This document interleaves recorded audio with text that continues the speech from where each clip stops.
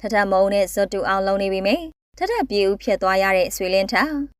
ပရိသတ်များလုံးပဲမင်္ဂလာပါရှင်ဆွေလင်းထက်က LGBT တယောက်ဖြစ်ကဆိုရှယ်မီဒီယာမှာဆဲလီအဖြစ်ရပ်တည်နေတာဖြစ်ပါတယ်ရပ်တည်နေရတဲ့အကြောင်းရင်းကတော့ထထမုံနဲ့တူအောင်လုံးနေတဲ့ပုံစံကြောင့်ဖြစ်ပါတယ်ဆွေလင်းထက်ကထထမုံနဲ့အတန်ရောအပြုတ်အမူတွေပါတူအောင်ဖန်တီးထားတာဖြစ်ပါတယ်ထထမုံရဲ့အတန်လို့ချွဲပြစ်အောင်လုပ်ပြောနိုင်သလိုမျက်နှာကိုလည်းချူတာအောင်တည်ဆောင်နိုင်ပါတယ်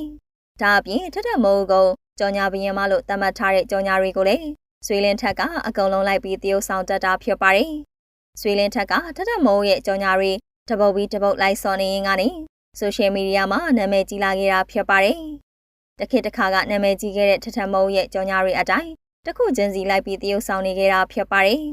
ထထမုံတည်ဆောင်ထားတဲ့ကောင်းလျှော်ရည်နဲ့ကြော်ညာမျိုးစုံကိုအတန်လိုက်တူကတည်ဆောင်တာပါအခုလိုလိုက်ပြီးတည်ဆောင်တာကြောင့်လေTikTokမှာထထမုံကလုံးအဖြစ်နာမည်ကြီးနေခဲ့တာဖြစ်ပါတယ်ဆွေလင်းထက်ကအခုလိုလိုက်တူနေခဲ့တာဆိုရင်အတော်လေးကိုကြားနေပါပြီဒါပေမဲ့လက်တလုံးမှာတော့ဆွေလင်းထက်ရဲ့အပြုမူတွေကြောင့်ပို့ပြီးတော့လူပြောများနေခဲ့တာဖြစ်ပါတယ်ဆွေလင်းထက်ကထထမုံရဲ့ကြော်ညာတိုင်းကိုလိုက်တည်ဆောင်နေတာဖြစ်ပါတယ်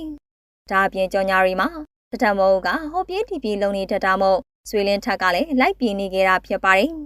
ထထမုံပြေးသလိုလိုက်ပြေးနေတဲ့ဆွေလင်းထက်ကိုဝေဖန်လာကြတာဖြစ်ပါတယ်ဆွေလင်းထက်ကိုထထမုံနဲ့တူတယ်လို့မပြောကြတော့ပဲထထပြေဦးလို့တော့ပြောဆိုနေကြတာဖြစ်ပါတယ်ထထပြေဦးအဖြစ်သတ်မှတ်ကြကစားနောက်နေကြတာပါထထမုံနဲ့မတူပဲအတင်းလိုက်တူနေတာကြောင့်တချို့ကလည်းသဘောမကျတော့ပဲဖြစ်နေကြတာပါထထမုံကိုရိုင်းကလည်းသူ့ကိုလိုက်တူနေတာကိုသိသဘောမကျပါဘူး